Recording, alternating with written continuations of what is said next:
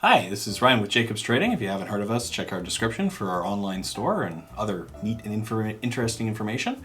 Today we're going to be talking about the Mohs Hardness Scale and a bunch of interesting rocks. So today we're going to be talking about the Mohs Hardness Scale. It is a scale invented by a German scientist back in 1812 with the last name of Mohs, which of course is where you get the name from. And it is a scale on how difficult a stone is to scratch.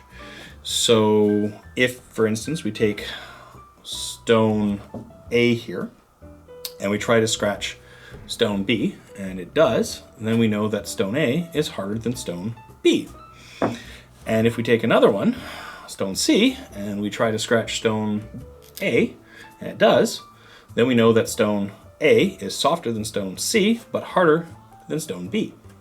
I'll give you guys a bit more examples of that and go through the basics, some basic stones that are of each hardness and some real world applications. So the Mohs Hardness Scale ranges from 1 to 10, 1 being talc and 10 being diamond. There are stones that fall under 1 and over 10, but they're very rare and hard to get a hold of. So hardness 1, which is this guy here, is called talc. And it's actually softer than your skin. So you can actually rub it and change the shape of the stone. And as you can see, my finger is now covered in talc.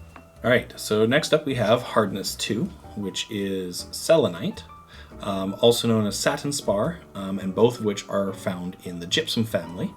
And it's harder, and it is softer than my fingernail. So if you take your fingernail and you drag it across it, you can actually put a line into it. So if you're really bored, you can cut one of these with your fingernail. I do not recommend that. A real world application for selenite, or something that you'd find in your house, would be your drywall. So you can scratch drywall with your fingernail once you remove the paper. Please don't try this at home. For hardness 3, we have copper. It is harder than your fingernail, but not by a whole lot, surprisingly. So you can find this, of course, in copper wire in your house or in really old pennies. And yes, this is an American penny because Canada doesn't have them anymore. So hardness 4 is fluorite. This is a really cool octahedron of it, which is the same hardness as low quality steel. So for hardness 5, we have obsidian. So this is mahogany obsidian. It's really cool. It comes from a volcano. But it is the same hardness as your panes of glass in your house. So now once we get past hardness 5, I don't really have any more real world examples. These things get much harder. You're looking at like really good drill bits and other things which are hard. But for the most part, it really only is rocks. So for hardness 6 here, we have amazonite. It's a part of the feldspar family, and all feldspars are in that hardness 6 range. So for hardness 7, we have a piece of clear quartz, pretty much all quartzes. So rose quartz, smoky quartz, clear quartz, white quartz, and a whole bunch of other stuff is all hardness 7. Quite common. Now we get into the really hard stuff. So this is emerald. Emerald is a part of the beryl family, and beryls are hardness 8.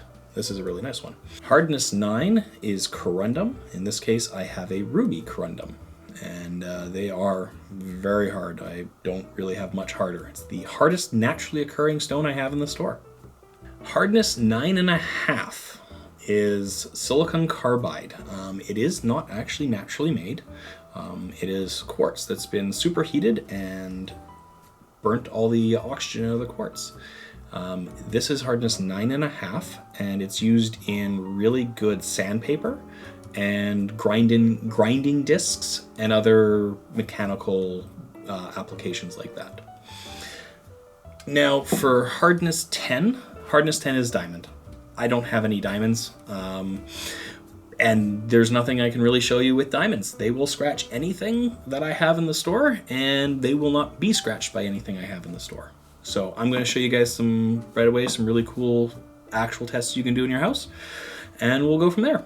So when we're talking about stone identification, which I've talked about in a couple of our other videos, like what's the difference between obsidian, black tourmaline, and onyx?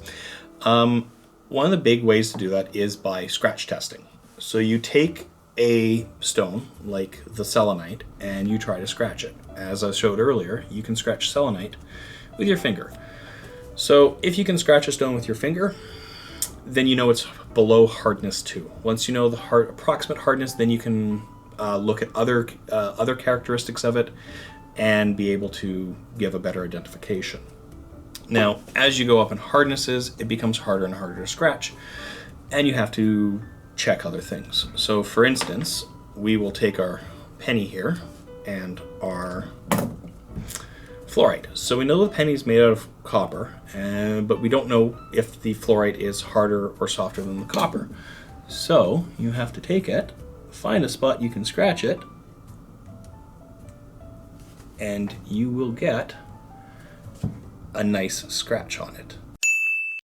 So now you know that the fluorite is harder than the copper. But you don't know for sure if it's 4 or 5 or 6. So you can take a piece of obsidian, or in this case a piece of glass, because this is much more common to get, and you take your fluorite and you try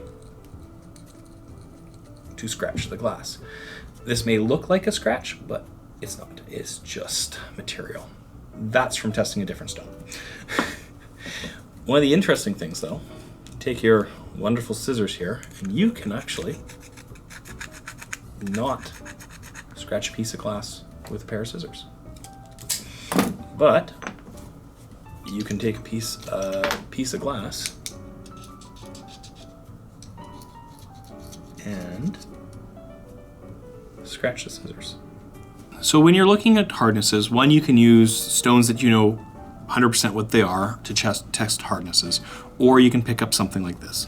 This is a stone hardness testing kit, and it has picks that are numbered and that range from 2 through 9, because things that are 1 and 10 are so rare that you will never really run into them. It comes with the 4 different picks with different ends on them dependent on the hardness. It comes with a pane of glass, which I was using earlier, so you can see if it'll scratch glass. It comes with usually a piece of ceramic tile, which is hardness 7, and it comes with a brass plate, which is another identifier for stone. It's hardness 3.5. So you have some known hardness values, so you can test what the hardness is. It also usually comes with a breakdown of all the different minerals and their hardnesses. Not all the different minerals, but a fair number of them. We have one of these in the store. It's of great use for us when we're identifying stones. And yeah, if you're really getting into rocks and geology and wanting to know more about your stones, picking one of these up is a really good idea. That's all I have for you guys today. I hope you enjoyed that and learned a little bit something about the Mohs Hardness Scale. You should definitely check out our other videos. We have more coming out every week, and you should definitely like and subscribe to our channel.